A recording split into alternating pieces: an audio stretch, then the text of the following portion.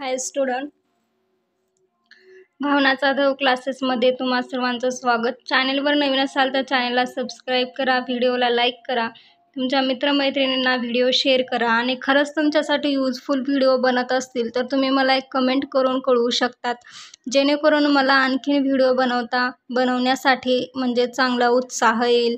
आणि जे एक्झाममध्ये क्वेश्चन विचारले जातात अगदी तेच क्वेश्चन आपण या चॅनलवरती घेत असतो. ठीक आहे, फक्त जेवढ्या काही अमाऊंट आहेत त्याच तेवढ्या चेंजेस येणार आहेत, कारण तेही चेंजेस नसतील तर काय अर्थ आहे का एक्झाम देण्यामध्ये? नाही. तर फक्त ते फॉर्मॅट ज्या पद्धतीने मी सांगितलेलं आहे अगदी त्याच पद्धतीने येणार आहे, फक्त काय आहे अमाऊंट चेंजेस आहेत. ठीक आहे, तर बघा युनिट 3 वर्किंग कॅपिटल मॅनेजमेंट. आत्तापर्यंत आपण चॅप्टर पहिला दुसरा हे आपण घेतलेला आहे. एका व्हिडिओमध्ये तुमचं पूर्ण रिव्हिजन होणार आहे. ठीक आहे, कारण एका व्हिडिओमध्ये का रिव्हिजन होणार आहे, याआधी आपण 4-4, 5-5 प्रॉब्लेम घेतलेले आहेत. फक्त तुमच्या डोळ्यावरून जाण्यासाठी काय लक्षात ठेवायचं तर त्याच्यासाठी मी हे सेपरेटली व्हिडिओ बनवलेले आहेत. तर बघा 3 चॅप्टर जरी तुम्ही व्यवस्थित कंप्लीट केलात तरी तुम्हाला पास होऊन जाल. नापास होणे खूप अवघड आहे. मॅनेजमेंट अकाउंटिंगचा एक्झाम खूप सोपी आहे. तर बघा तुमचा मॅनेजमेंट अकाउंटिंगचा पेपर 4 एप्रिल 2025 या दिवशी होणार आहे 10 ते 1 या वेळेमध्ये. ज्याने कोणी टाइम टेबल पाहिलेला नसेल, टाइम टेबलमध्ये चेंज झालेला आहे, जो की तुमचा 2 तारखेला ॲडव्हान्स अकाउंटिंगचा पेपर होता तर तो 19 तारखेला गेलेला आहे. आणि जे बाकीचे पेपर होते तर ते ॲज इट इज ज्या तारखेला सांगितलेले होते तर त्याच तारखेला होणार आहे. ठीक आहे, तर आज आपण वर्किंग कॅपिटल मॅनेजमेंट, तर यामध्ये तुम्हाला काय लक्षात ठेवायचं आहे तर मी हे सांगणार आहे. तर पहा, वर्किंग कॅपिटल मॅनेजमेंटमध्ये तुम्हाला एक कन्सेप्ट लक्षात ठेवणं महत्त्वाचे आहे. तर कोणती कन्सेप्ट महत्त्वाचं आहे तर नेट वर्किंग कॅपिटलमध्ये आपल्याला जे सप्लायर्स असतात, सप्लायर आणि कस्टमर, तर ते आपले डेटर्स आहेत की क्रेडिटर्स आहेत हे तेवढं लक्षात ठेवायचं आहे तुम्हाला. ठीक आहे, तर सगळ्यात आधी बघा मी प्रॉब्लेम हे घेतलेला प्रॉब्लेम आहे.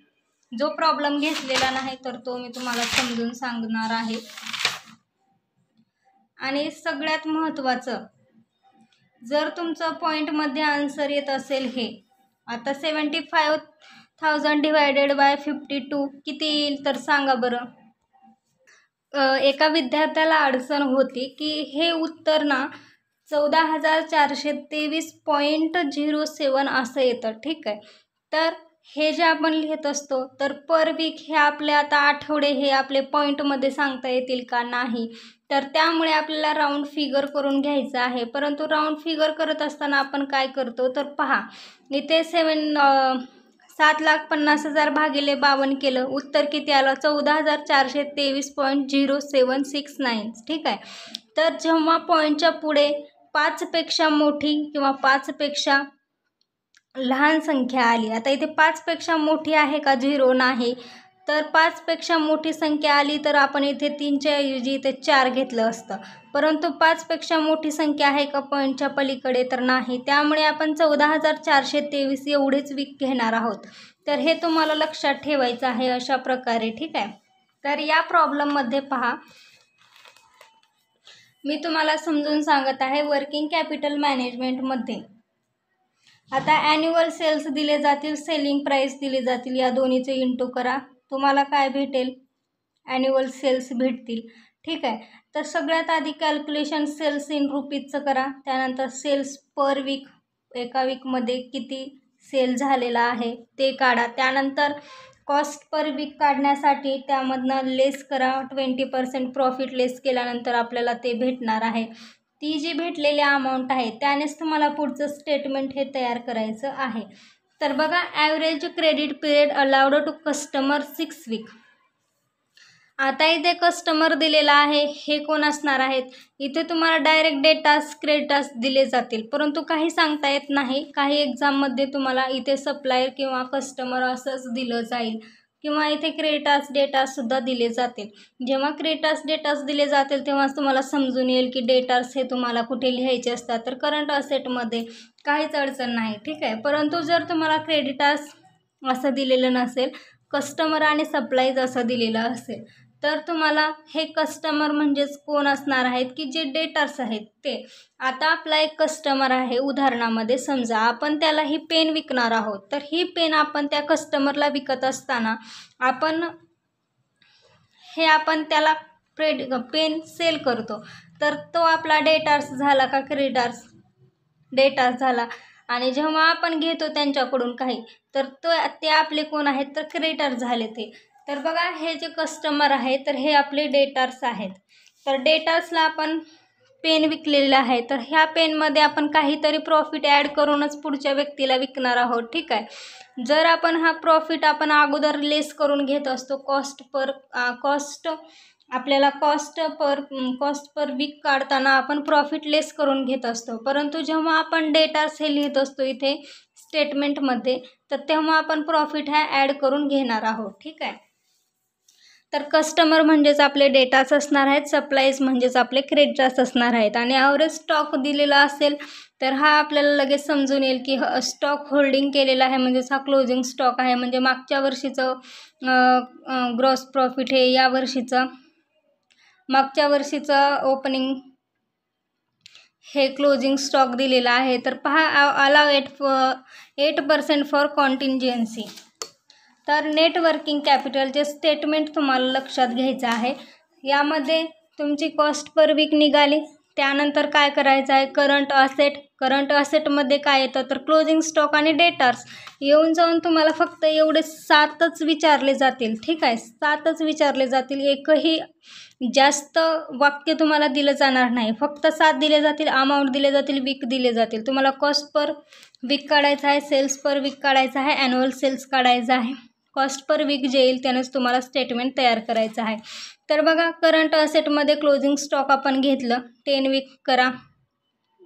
डेटर्स घ्या, डेटर्सचं 6 वीक केल्यानंतर त्यात ॲड 20% प्रॉफिट. मी आत्ताच सांगितलं, ही जर पेन आपल्याला विकायची असेल तर आपण काय करतो? तर यामध्ये आपण प्रॉफिट ॲड करूनच पुढच्याला ही पेन विकणार आहोत का? आपण जेवढ्याला आणले तेवढ्याला आपण देतो का? तर नाही. तर तो प्रॉफिट आपण इथे ॲड करायचा आहे. त्यानंतर याची टोटल करायची आहे. त्यानंतर करंट लायबिलिटीजमध्ये क्रेडिटर्स येणार आहेत. त्यानंतर नेट वर्किंग कॅपिटल A-B करायचं आहे. इथे तुम्हाला लक्षात ठेवायचं आहे, A-B म्हणजेच काय? तर current asset minus current liabilities. Net working capital A-B करायचं. जे तुमचं नेट वर्किंग कॅपिटल येणार आहे यावरतीच तुम्हाला कॉन्टिंजन्सी 8% काढायची आहे आणि ॲड करायची आहे. कॉन्टिंजन्सी लेस करून घ्यायची नाही, ॲड करायची आहे. Net working capital current asset आणि करंट लायबिलिटीमधून लेस करून तुम्हाला नेट वर्किंग कॅपिटल भेटेल. यावरती 8% कॉन्टिंजन्सी काढायची आहे आणि ही कॉन्टिंजन्सी जी आलेली आहे ती ॲड केल्यानंतर तुम्हाला भेटणार आहे वर्किंग कॅपिटल रिक्वायर्ड. तर हे अशा प्रकारे तुम्हाला वर्किंग कॅपिटलमध्ये लक्षात ठेवणं गरजेचं आहे. तर अशाच प्रकारे प्रॉब्लेम दिले जातील. आणि इथं पहा, percentage of net profit on sale दिलेला आहे. ऑन कॉस्ट जर दिलं तर त्याची वर्किंग नोट वेगळी होणार आहे. तर काही प्रॉब्लेममध्ये तुम्हाला ऑन कॉस्टसुद्धा दिलेलं जाईल. तर इथे पहा, हा एक प्रॉब्लेम आहे. इथे काय सांगितलेलं आहे? Percentage of net profit on cost दिलेला आहे. कॉस्ट ऑफ सेल्स ऑन कॉस्टवरती दिलेला आहे, ठीक आहे. तर हे कशा प्रकारे कॅल्क्युलेट करायचं? तर याचा आपण आणखीन एक सेपरेटली प्रॉब्लेम घेऊयात, त्यात तुम्हाला व्यवस्थित समजून जाईल. ऑन कॉस्ट म्हटल्यानंतर काय करायचं आहे? आता 25% आहे सेल्स. आता फक्त कॉस्ट प्राईसनंच घ्या म्हणले तर कॉस्ट प्राईस किती असेल आपली 20, यामध्ये 5% आपण प्रॉफिट ॲड करून सेल करणार होतं, परंतु यांनी ऑन कॉस्ट सांगितलेलं आहे, त्यामुळे आपण 20% इथे घ्यायचं आहे. आणि जे खाली डेटर्स आहे तर तिथे तेवढं आपण 25% ॲड करून द्यायचं आहे. एवढाच फक्त फरक आहे ऑन कॉस्टमध्ये. बाकी जे ॲज इट इज आहे तशाच प्रकारे, फक्त हे काय करायचं आहे? कॉस्ट पर वीक व्यवस्थित कॅल्क्युलेशन करायचं आहे. कारण जर तुमचं कॅल्क्युलेशनमध्ये चुकलं तर तुमचं पूर्ण प्रॉब्लेम हा चुकणार आहे. नंतर म्हणायचं नाही की आम्ही व्यवस्थित सोडवलं होतं परंतु आम्हाला मार्क्स मिळाले नाहीत. असं कधीच होत नाही, कारण वर्किंग नोट तुमची योग्य येणं म्हणजे गरजेचंच आहे. 50% नाही तर 100% तुमची वर्किंग नोट बरोबर आली तरच तुमचा खालचा प्रॉब्लेम हा बरोबर येणार आहे. कारण पूर्ण प्रॉब्लेम हा कॉस्ट पर वीकची जी प्राईस आहे यावरतीच डिपेंड आहे. त्यामुळं वर्किंग नोटवर जास्त तुम्हाला लक्ष द्यायचं आहे. तर वर्किंग कॅपिटल रिक्वायरमेंटमध्ये तसे जे मी प्रॉब्लेम सांगितलेले आहे अगदी तसेच प्रॉब्लेम येतील. तर मागच्या व्हिडिओमध्ये आपण चॅप्टर फर्स्ट, सेकंड याचे आपण पूर्ण रिव्हिजन घेतलेलं आहे. ते तुम्ही एकदा व्हिडिओ पाहू शकतात. नेक्स्ट व्हिडिओमध्ये आपण कॅपिटल बजेटिंग यामधील प्रॉब्लेम आपण घेणार आहोत. जरा कॅपिटल बजेटिंगमध्ये पेबॅक पिरियड वगैरे थोडंसं जास्त आहे. तर यामधील जे प्रॉब्लेम येतील ते प्रॉब्लेम मी तुम्हाला घेणार आहे. म्हणजे परीक्षेच्या दृष्टिकोनातून जे प्रॉब्लेम महत्त्वाचे आहेत अगदी तेच प्रॉब्लेम आपण घेऊयात. तरी पण वर्किंग कॅपिटल रिक्वायरमेंट या चॅप्टरची तयारी चांगली करा, कारण यामध्ये जास्त काही लिहित बसायचं नाही. एक स्टेटमेंट आणि 3 वर्किंग नोटच कॅल्क्युलेशन करायचे आहेत. भेटूया आपण नेक्स्ट व्हिडिओमध्ये नवीन व्हिडिओसोबत. तोपर्यंत अजूनही चॅनलला सबस्क्राईब केलं नसेल तर चॅनलला सबस्क्राईब करा. आपण नेक्स्ट व्हिडिओमध्ये नवीन चॅप्टरची तयारी करून घेऊयात. धन्यवाद.